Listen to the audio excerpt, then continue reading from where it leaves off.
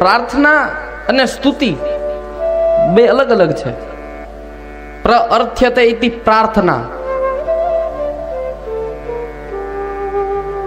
જે નથી અને એનું ભગવાન પાસે જઈને માંગણી કરવી એટલે પ્રાર્થના.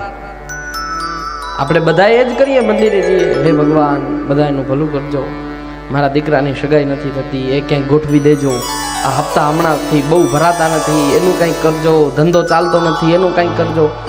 બધાને પોતપોતાના દુઃખો જે નથી, જે વસ્તુ પોતાની પાસે હાજર નથી અને એની માંગણી, બસ એ પ્રાર્થના છે.